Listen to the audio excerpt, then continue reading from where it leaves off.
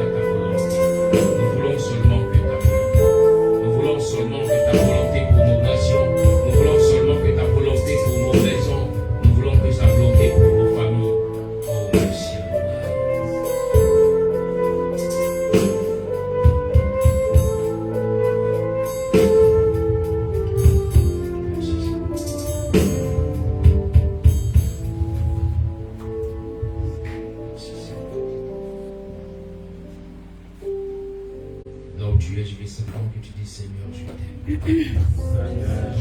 Apprécie l'amour que tu as pour le Seigneur. Demande-lui de faire grandir l'amour dans ton cœur encore pour lui, dans ton cœur encore pour son œuvre, dans ton cœur encore pour sa parole. Parle au Seigneur, réclame son nom au Seigneur.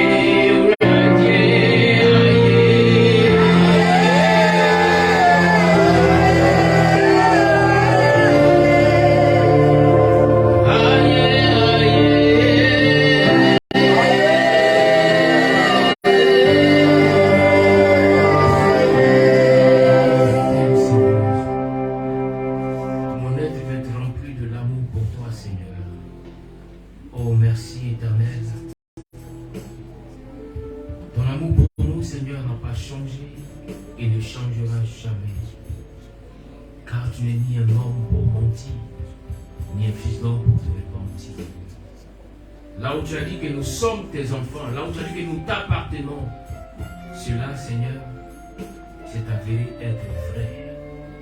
Car à chaque fois que nous t'invoquons, tu viens et tu nous attestes ton amour. Aïe, aïe, aïe, aïe.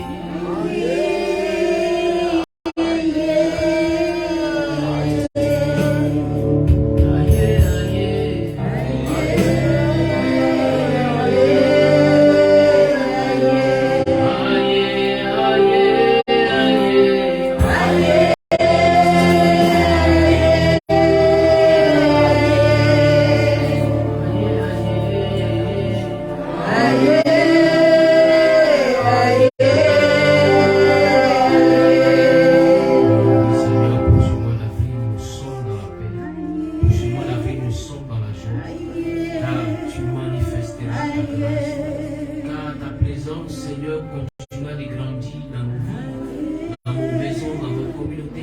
Oh, bénissons ton nom en Kadosh Baruch. Merci pour ce temps précieux, ce temps meilleur, ce temps bon que nous allons passer dans ta présence. À écouter, Seigneur, ce que tu as pour nous ce matin. À écouter, Seigneur, la parole vivante qui viendra encore apporter plus de divinité, plus de vie à nos maisons, à nos vies. Oh, sois élevé, sois magnifié en ce matin. Sois exalté, sois exalté. Hosanna à toi, Hosanna à toi, Hosanna à toi. Oui, c'était comme un jour comme celui-ci où le Seigneur Jésus a fait son entrée triomphante en Jérusalem et tous criaient Hosanna, Hosanna au roi des rois, Hosanna au fils de David. C'est pourquoi ensemble, bien-aimés, je veux qu'on acclame le Seigneur en ce matin.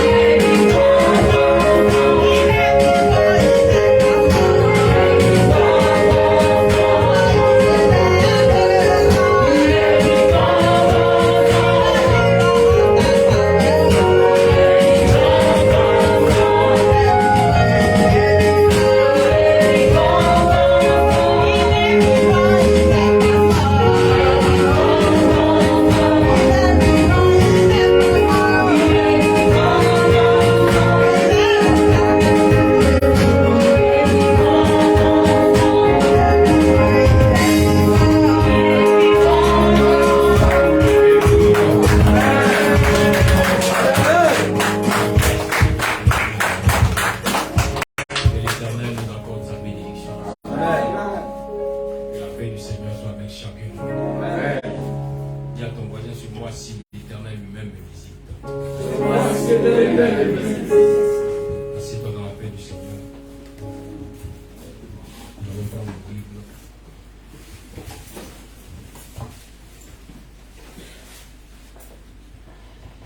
Pour ce mois d'avril, le thème est l'Éternel Adonai descend au milieu du feu.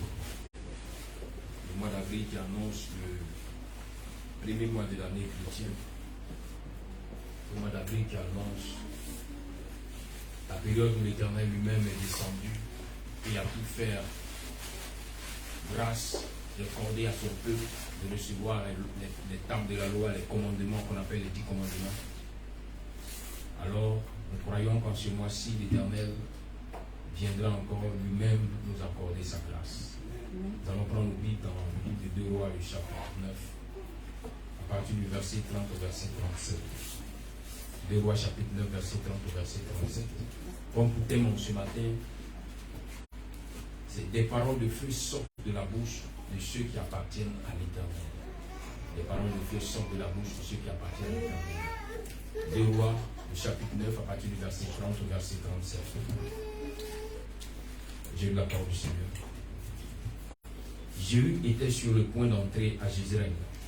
À cette nouvelle, Jézabel se farda les yeux, arrangea sa chevelure et se pencha à sa fenêtre pour regarder.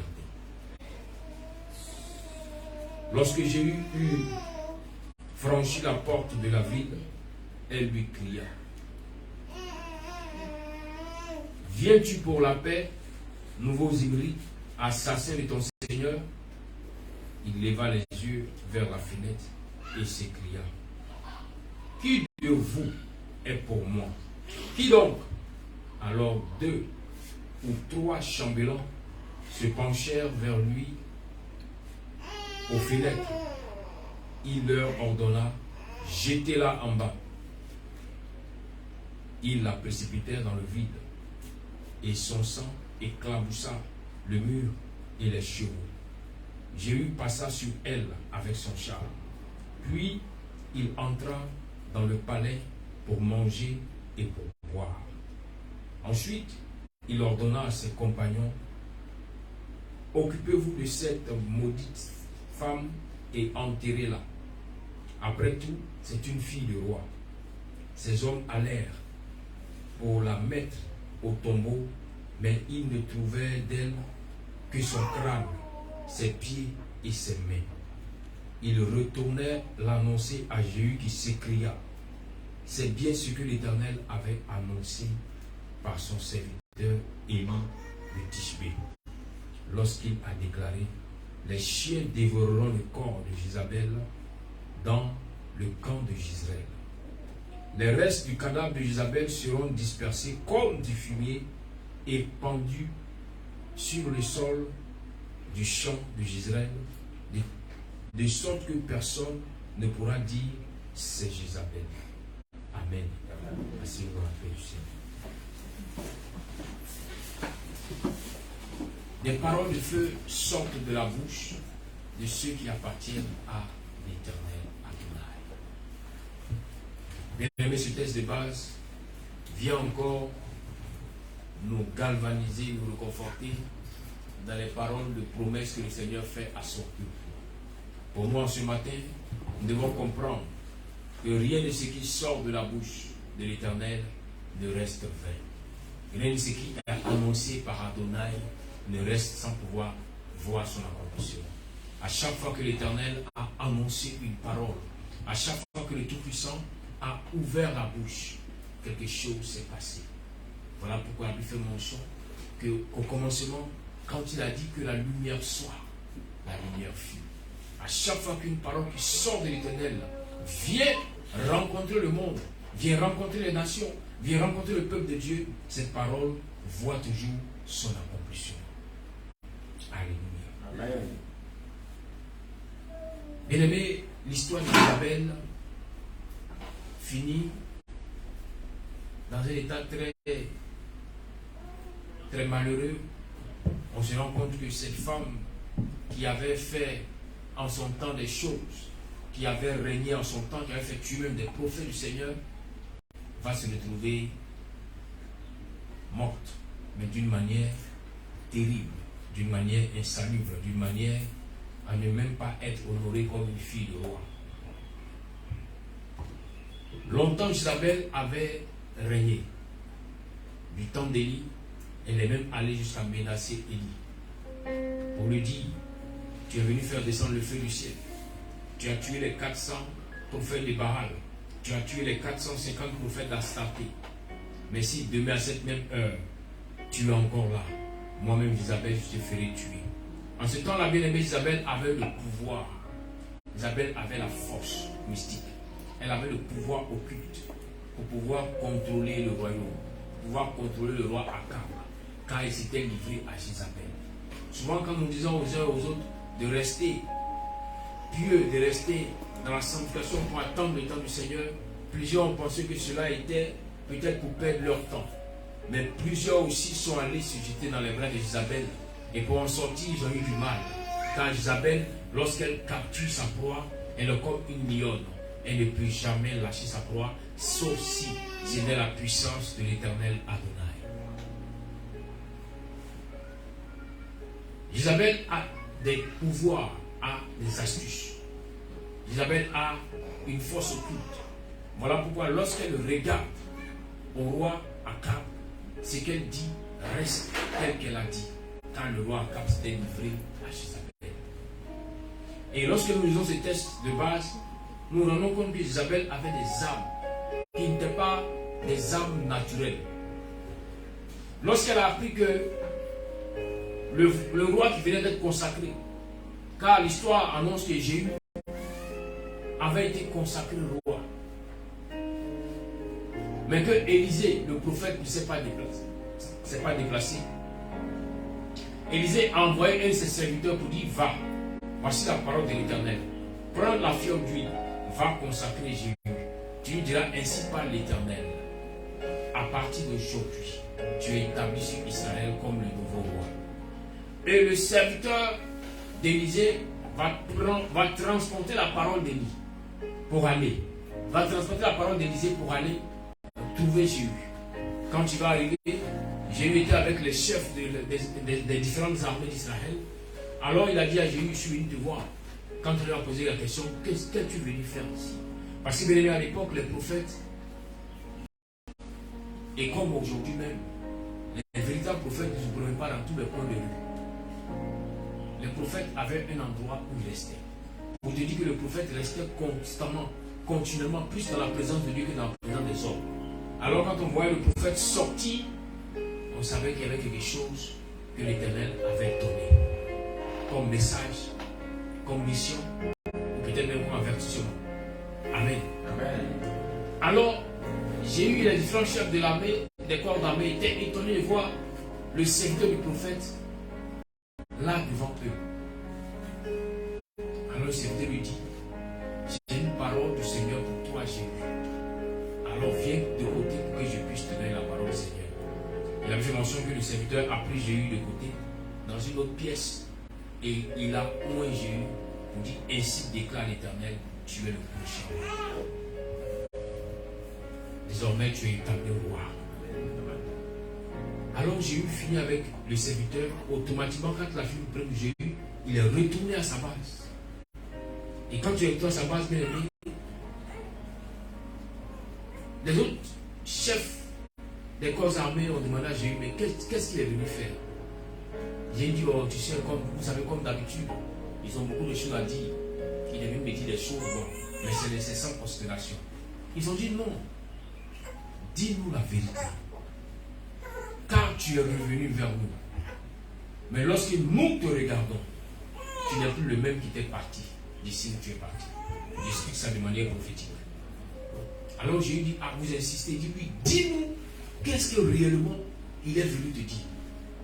Alors Jéhu a commencé à raconter tout ce qui s'est passé. Qu'il m'a donné la parole de l'Éternel et qu'il m'a oint et qu'il a dit que je suis le prochain roi. Mais regardez comment l'onction a commencé à travailler. La Bible déclare que automatiquement tous les chefs des corps d'armée ont enlevé leur manteau et ont mis au pied de Jéhu. Ils sont inclinés devant lui pour dire: vive le roi. comprenez? Vive le roi. Quand le roi arrive dans un endroit, sans faire de publicité, l'on sait qu'il est roi parce qu'on voit le règne et la puissance d'Adonai sur lui. C'était le cas à l'entrée de Jérusalem, lorsque Jésus rentrait, ce jour-là, où on parle des jours, cette journée, les hommes ont enlevé leurs vêtements, ils ont enlevé ce qu'ils avaient de précieux pour mettre sur la route afin qu'ils marchent dessus. Parce qu'ils ont reconnu en lui qu'il était le roi, au-dessus du roi établi. Bien-aimé, car à cette période-là, après la mort du roi Akab, c'était le fils de Jézabel qui avait pris le pouvoir. Car sa mère l'avait imposé comme roi. Et personne ne pouvait affronter Jézabel parce qu'elle n'était pas simple. Elle était une femme très mystique. Très mystique. Alors lorsque Jéhu se rend compte que l'esprit d'Adonai vient confirmer sa royauté et que les chefs des corps d'armée pouvaient se rebeller pour dire non, il y a déjà un roi, nous ne pouvons pas accepter que Jésus soit roi, mais tous sont inclinés. Alors il s'est dit, allons, c'est que le temps est arrivé, allons à Jérusalem. Mais lorsque le Seigneur commence à t'établir, n'aie plus peur, ne crains plus rien, avance seulement. Dis à ton frère, avance seulement. Le temps arrive où l'Éternel te fera atteindre des objectifs auxquels tu ne t'attendais même pas. Car Jéhu ne pense même pas un jour être peut-être même conseiller du roi ou dire être roi. Car Jéhu n'était pas de lignée royale comme on le dit souvent. Il n'avait pas été prédestiné pour avoir cette royauté. Mais la parole de Dieu, la parole d'Adonai qui a été transmise à Élisée, qui a été transmise ensuite au serviteur d'Élisée, lui est parvenu et cette parole a déposé le manteau de la royauté sur lui. Alléluia. Amen. Alors, Jéhu se lève et il part à Jérusalem pour aller s'établir sur le trône. Et la information que, à cette époque-là, le fils de Jézabel qui avait été établi roi était un peu faible, était malade. Quand il est allé combattre le peuple ennemi, mais il avait reçu des blessures au combat. Alors il était affaibli. Il avait reçu la visite du roi de Juda qui était venu le voir. Lui aussi qui avait été nommé aussi par le fils de Jézabel. Et quand il a vu venir, sinon sa santé l'a vu venir, Jéhu et toute une armée derrière lui, la santé a averti le roi pour dire, il y a un groupe qui arrive. Il y a Jéhu, parce que ce déplacement ressemble au déplacement de Jéhu. Vous voyez un peu? Il dit qu'à l'époque, chacun avait sa manière de fonctionner. Donc même à distance, on pouvait détecter que c'était telle personne qui dirigeait tel groupe d'armée, car chaque armée était différente. Car chacun avait son fonctionnement. Aujourd'hui, il est étonnant de voir que dans l'église, quand une personne commence à faire une évangélisation, si elle a pris un mégaphone, c'est fini, tout le monde commence à prendre le mégaphone pour faire son évangélisation. Les gens ne cherchent plus à avoir l'esprit de créativité, ne cherchent plus à considérer que le Seigneur, lui il le fait, il gagne des âmes, mais qu'est-ce que je peux faire encore de plus? Souvent, laissons-nous conduire par Dieu. Laissons-nous conduire par Adonai pour être encore meilleur dans le travail. Amen. Amen. Alors, le roi envoie un de ses serviteurs, un soldat pour aller demander à Jéhu, viens-tu pour la paix ou viens-tu pour la guerre? Il a pu faire mention que le soldat a monté à cheval, il est allé à la rencontre de Jéhu. Et lorsqu'il arrive là-bas, qu'il pose la question à Jéhu, Jéhu lui dit, qu'attends-tu? Qu'entends-tu par la paix?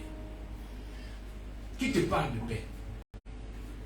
Fais demi-tour et range-toi de mon côté. Et la Bible déclare automatiquement, le serviteur du roi s'est rangé du côté de Jéhu. Regardez un peu comment la puissance de Dieu travaille. Comment l'onction permet à ce que tes ennemis qui venaient te combattre se transforment pour être à tes côtés. Se transforment pour te donner des informations. Alors la sentinelle dit, mais celui que tu as envoyé, il est parti mais il ne revient pas. Mais l'armée est en train de venir. Il est parti mais on ne voit pas le venir. Alors la Bible mentionne que le roi lui-même a dit, attelez mon char, j'irai à la rencontre de Jéhu. Alors le roi se lève. Il va à la rencontre de Jéhu. Et à une certaine distance, il demande à Jéhu, es-tu venu pour la paix? Je lui dis, je ne suis pas venu pour la paix.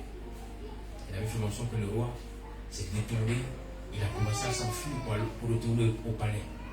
Mais Jéhu a pris son arc et il a lancé l'arc qui a atteint le roi entre ses deux épaules, qui est sorti de sa poitrine et le roi est mort. Alléluia. Et quand le roi est mort, la sentinelle annonce que le roi vient d'être tué. Toute l'armée s'est mise en position. Jézabel reçoit l'information. Mais regardez ce que Jézabel fait quand elle reçoit l'information. Pour que vous compreniez que Jézabel n'était pas une femme simple, une femme comme les autres femmes. Non. À partir du verset 30, il dit, Jéhu était sur le point d'entrer à Jezreel.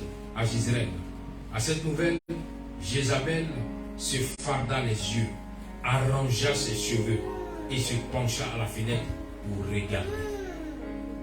Vous comprenez? Jézabel, quand elle entend qu'il a tué le roi et qu'il arrive, Jézabel prend elle ses armes mystiques et puis elle se couche sur la fenêtre pour voir si la force que Jéhu a peut affronter ce qu'elle a. Aujourd'hui, partout dans le monde entier, c'est comme une mode. Nous voyons plusieurs femmes mettre de ces maquillages par-ci, par-là, sans comprendre le sens de ce qu'elles mettent sur leur peau. Pourtant, Jézabel l'utilisait pour des rituels. On dit, elle se farda les yeux au dû. Quand tu demandes, c'est quoi ça? Elle dit, non, t'as ça des fards. J'ai mis ça pour embellir ma peau. En gros, pour embellir mon visage. Est-ce que tu sais ce que c'est? Parce que Jézabel l'utilisait pour neutraliser l'ennemi. Non, je vais arranger mes cheveux. Ce sont des mèches naturelles. Ah, donc Jézabel t'a transmis son héritage. Tourne-toi, regarde ta soeur, dit, ah, donc Jézabel t'a transmis son héritage.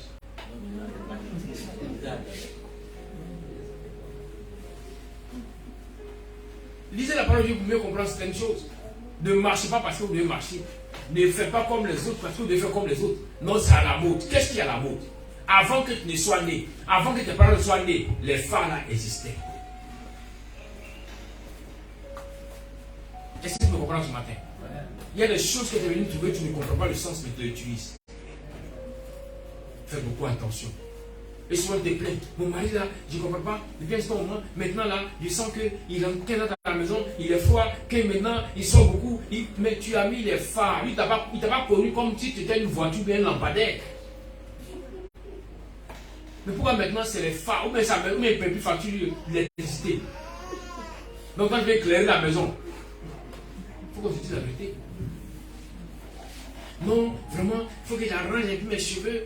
Mais c'est que tu oublies. C'est que tes cheveux que tu as arrangés, la même coiffure de la voisine fait aussi.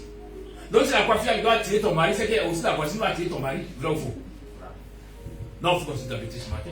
Amen. Amen. Nous allons entrer dans la festivité de la Pâque pour qu'on puisse comprendre certaines choses. On va aller doucement. Je dis bien, les fards que tu mets, la même chevelure que tu fais, il y a aussi une autre personne dans le quartier qui fait cela. Donc c'est ce qui va attirer ton mari. Nous comprenons par là aussi que ce que l'autre personne aussi fera aussi va attirer ton mari. Donc si tu ne veux pas changer pour être la femme dont décrit la parole de Dieu dans Cantique des Cantiques ou dans Proverbe 31, la femme vertueuse, que tu veux ressembler à Jézabel, alors ne te plains pas si jamais il y a des problèmes dans ton foyer, dans ton couple. Ne te plains pas. Voilà pourquoi vous les femmes, là où l'homme te dira